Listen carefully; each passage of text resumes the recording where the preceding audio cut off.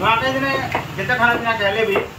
पान दुकान के पहुंची करी जैसे मीठा पान भी नहीं खामा बेले तार मजा नहीं आसे और बरस के थोड़े हमें भाईनार दुकान के आसिक थोड़े पान बीड़ी बीड़ी खाए और जहाँ भी हो पान दुकान के पहुंचे के रखी तो गोटे बहुत कला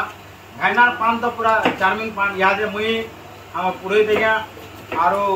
सोनू साहू बाबू सब पान बीड़ी बीड़ी खाइल और आज नुआखाई दिन नुआ नुई खाई सारा केते बजे दुकान ओपन कल आज 6 बजे बेले इटा रात 9 बजे तक रहबा बड़ा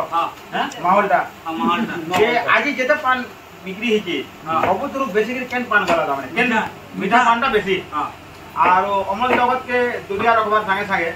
पान गुटे कुछ हिसाब भी काम देती इटा हर्बल मेडिसिन जेंटा कि हमर भाईना बोलछन निजे पान दुकान ओनर और ई पान दुकान रे एटा हमें अलगा वर्ष मान को भी पान खाई करी हमर मनिल चैनल दर्शक मान को ताकर झलक दे देछन और आज भाईना तो निजे अछन खुशकार लागुची जे केन पान टे पूरा स्पेशल दा हमको पाबो आज हमको डिलक्स चमा ठीक है।